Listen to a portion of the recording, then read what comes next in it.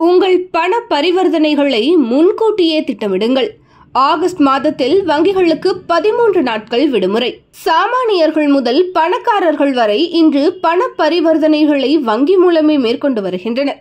இதனால் பல நேரங்களில் வங்கிகளின் விடுமுறை நாட்கள் பற்றி தெரிந்து கொள்ளாமல் பண பரிவர்த்தனைகளில் பல சங்கடங்களை சந்திக்க வேண்டிய சூழ்நிலை ஏற்பட்டு விடுகிறது. இதுபோன்ற பிரச்சனைகளை பொதுமக்கள் சந்திக்காமல் இருக்க மத்திய அரசு ஆகஸ்ட் மாத வங்கி விடுமுறை நாட்களை முன்கூட்டியே அறிவித்துள்ளது. ஆகஸ்ட் 3 கேர் பூஜை, அகர்தலாவில் வங்கிகளுக்கு விடுமுறை.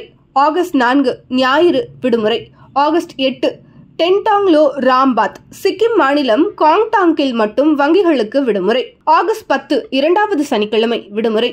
ஆகஸ்ட் 11 ஞாயிறு விடுமுறை. ஆகஸ்ட் 13 தேசபக்தர் தினம், இம்பாலில் மட்டும் வங்கிகளுக்கு விடுமுறை.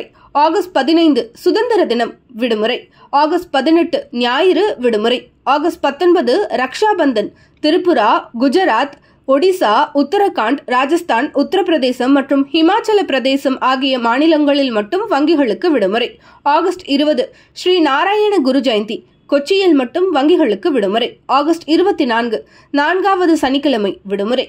ஆகஸ்ட் 25 ஞாயிறு விடுமுறை மற்றும் ஆகஸ்ட் 26 கிருஷ்ண ஜெயந்தி, குஜராத், ஒடிசா, சண்டிகர், தமிழ்நாடு, உத்தரகாண்ட், சிக்கிம், ஆந்திர பிரதேசம், தெலங்கானா, ராஜஸ்தான், ஜம்மு, உத்தரப்பிரதேசம், மேற்கு வங்காளம், பீகார், சத்தீஸ்கர், ஜார்க்கண்ட், மேகாலயா, இமாச்சல பிரதேசம் மற்றும் ஸ்ரீநகர் ஆகிய பகுதிகளில் உள்ள வங்கிகளுக்கு மட்டும் விடுமுறை அறிவிக்கப்பட்டுள்ளது.